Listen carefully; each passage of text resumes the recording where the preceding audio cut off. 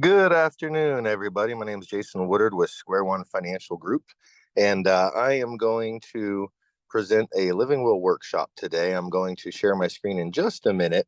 I am traveling, so I'm going to do this from my phone. Um, Due to changes in algorithms and Facebook and whatnot, live streaming has changed, so I intentionally plan to stream this on Facebook, but I have to go through and make some edits in order to do that. So I'm going to go ahead and post this video when I'm done recording the workshop so everybody can still see it. And then I'll be able to share it from there. So bear with me. I'm just going to get into my file.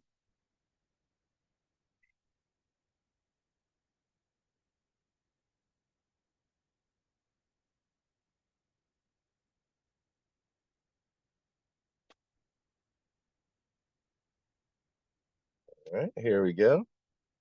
And let's just take a look going through here. So this is a presentation about five wishes. Okay. Now, what that is the five wishes that you have, right? A living will.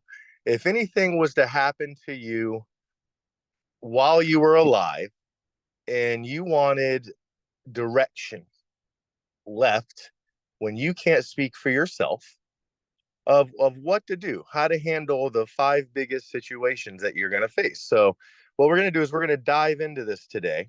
Um, for those that need a living will, please feel free to reach out to me. You can email me at jasonwoodard at squareonefinancialgroup.com. That's JASONWOODARD at squareonefinancialgroup.com. I will be glad to reach out to you and help you get a free living will, help you fill it out. We have notaries if you need to get that notarized. And also, we do funeral pre planning if you need to take it any steps further besides your living will. So let's just dive right into it today. And we're going to talk about the practical steps to make your wishes known and honored, the follow up steps for communicating your wishes to others, and then other ways that we can help as a end of life planning company. Okay. Now, what do most people want? I'm dealing with this with my mother, and I can't tell you that the many times that she's gone into a hospital, into a rehab center, and the only thing she ever did was say, I want to be at home. She wants to be comfortable in her own space at home. She wants to be free from pain. Recently, she talked to me about how tough it is that I live in one city, she lives in another, and how at this phase in her life, she would like more companionship. She wants to be in the company of loved ones through final stages of living, right? And she wants to be in control of the care she receives. She wants to say who, when, how, why. Reminds me of the movie Pretty Woman. But, you know, it's important that we have choices in the end, that we don't feel like all of our rights have been taken away um, at a time when we're trying to deal with saying goodbye to family, navigate a sickness, any of that.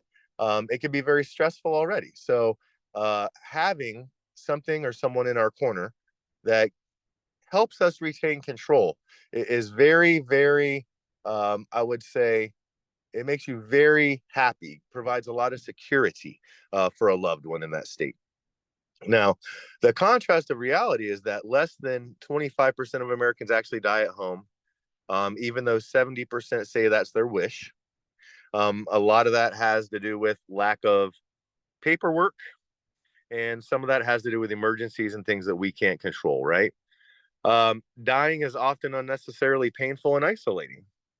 A lot of family members' life is still going on while a loved one's life is ending. We have to take time away from work and duties to help loved ones in their final days, right? Now, on the other hand, that's not always possible. And a lot of our loved ones, they feel alone. And so we have to work as a team, as a network to help them get through that time in their life, right? Only 20 to 30% of the population has completed an advanced directive. That means 70% of people out there aren't going to have control because they've never done this. So, what is the solution? It's the five wishes. It's something that one of our staff members, Denver, brought to my attention. It was something that even Mother Teresa was behind and getting it kicked off. And it's a really cool format that's accepted all over the country. Some states it's not, but for the most part, all over the country, that a person can get with someone. Uh, I don't want to use the word distributor, but an agent of this program, and you can go through, fill it out, ask questions, get all the details taken care of, and then have it in writing, signed, documented, notarized, and kept with your other end of life planning stuff. So if you ever need it, if you ever got incapacitated, it's there for you. It's in a simple format, everyday language, definitely provides peace of mind, helps families avoid guessing and guilt. We talk about that a lot in pre planning. Why is it so important to get a pre planning guide and pre plan your funeral? It avoids the guessing, but it takes away the emotional pain for your family of guessing and then wondering if what they did was the right thing, right? And it gets you, the people, the care that you want and deserve. So, this is the first living will to address personal, emotional, and spiritual needs, along with medical and legal wishes. And that's what makes it so special. It is created with the help of the American Bar Association and healthcare experts. It helps facilitate discussions of wishes with families and doctors, and distributed by Aging with Dignity in a network of more than 40,000 organizations like ours, who are involved in helping get this done for families that need it every day. The biggest thing I want to point out is that, yes, traditional living wills, they only address a lot of medical and legal, and they don't get your family involved in the heartfelt side of end of life care. So it's a tool to promote human dignity. People don't want to be an object on a medical conveyor belt, and sometimes medicine doesn't know when to stop. So, for example, doctors have rules, man. Um, some places, like a hospice, for example, um, they might make you too comfortable. I've heard that. I've heard them say, "Mom was too comfortable," right? Um, so it's a guide for discussions with your loved ones and physicians. And I know later on in here it does talk about it, as far as something as simple as letting your doctor know, yeah, I don't want to be under medicated, or I don't want to be in pain, so I need enough medication, right? It is recognized nationally, like I mentioned, all over the country, guys. This is a very big program. And the best part is it's free. All you have to do is get with us and say, hey, I need help. I'd like to start my end of life planning journey. And I want to start with a living will. And then maybe I have some questions about funerals. It's whatever you want to do, but it's not going to cost you anything, because end of life planning is about a lot of discussions. It's not about one quick meeting and somebody asking you for your credit card or checking account. It's a very serious subject, and it involves a lot of conversation. Now, let's talk about the more detailed stuff, like I was mentioning a second ago. Now, which person do you want to make healthcare decisions for you when you can't make them for yourself? So for my mother, that's me. Okay. Now, what kind of medical treatment you want or don't want, how comfortable you want to be, that was kind of what I was alluding to with the medication a second ago, right? We can have too much or too little. Okay. What you want your loved ones to know, I mean, there's certain information you may or may not want being passed around, and that's personal decisions on your side, but a living will help protect you and make sure that whatever your decisions are honored. Now, the biggest one on here is how you want people to treat you. you know, I've been through a lot of different stuff with my mother over the years, and I think this is probably the most important one. Um, it breaks my heart when I've walked into different nursing homes and rehab centers over the years and just seeing how people are treated. And I think that saying, looking back on what my mother's dealt with, right? Do I want to ever see her or anyone have to go through, not wanting to go to a certain type of facility, but they get placed there anyway? These are things that could be mortifying to somebody in their last days. So I think it's very important that a living will address that. Now, wish number one, right, is all about who's going to be your healthcare agent or proxy, who is going to be named on your behalf. who's going to be your durable power of attorney or healthcare. Wish 2 is commonly referred to as your living will, with its express instructions for your caregiver, such as the need to take medicine for pain, even if it leaves you sleepy, life support, and space to write instructions based on personal details. Wish 3 deals with the stresses that you want in pain management, expresses your choice for types of comfort care. You cross out or keep items based on your preferences. For example, I do not want to be in pain. I want my doctor to give me enough medicine to relieve my pain, even if that means I will be drowsy or sleepy more than I would otherwise. Or I wish that my favorite music played when possible until the time of my death, which every time I read that, I keep forgetting it's on here, but it's beautiful. I would love to hear my favorite music.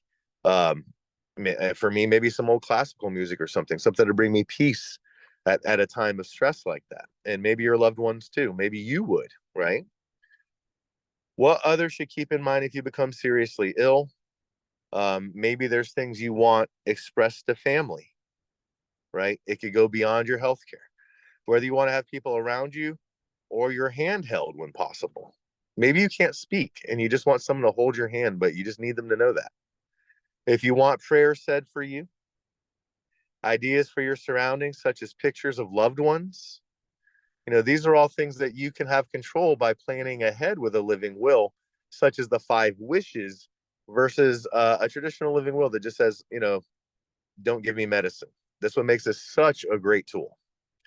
And wish number 5 encourages you to express matters of deep importance in an age where families often live apart, right? Allows you to offer love and forgiveness to those who have hurt you, ask forgiveness for times when you have hurt others, and communicates practical matters such as preferences for memorial or burial. So if you have a personal planning guide and a pre-planned funeral, you can list that in there and they know I want to go to such and such funeral home, or I don't have a particular funeral home, but I have a plan in place.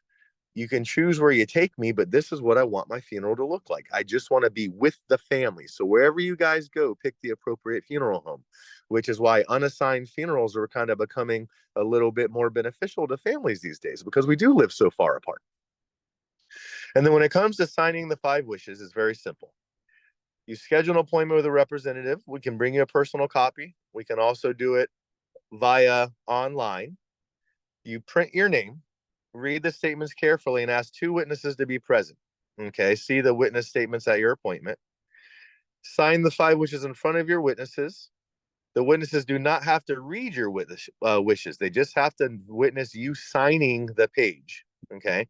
And then ask the representative to notarize if applicable to your state. Okay. Which typically we do have our agents bring their notary stamp with them. And if that's needed, we can do that. Okay.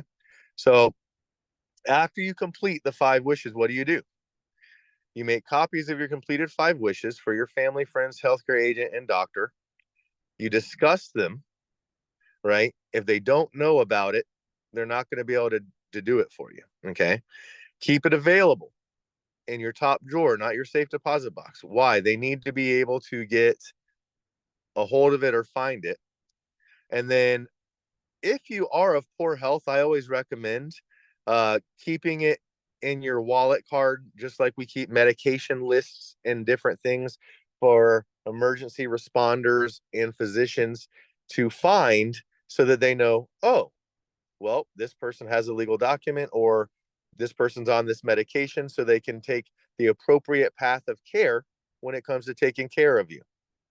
Now, if you want some additional resources, there's a 5 wishes video you can request by reaching out to me. There's a conversation guide for individuals and families. It's a companion booklet with conversation starters, commonly used ask questions and answers. And it is now available in 29 translated languages. So if anybody needs help with that, we can also get you a copy in a specific language. And we're happy to meet with groups if you have someone that would like to translate if we do not speak that language ourselves, which is probably the case in most cases. So for more information, okay, you can reach out to us at preplan at square1financialgroup.com or 904 preplan. I will leave my cell phone number on here in case you need it.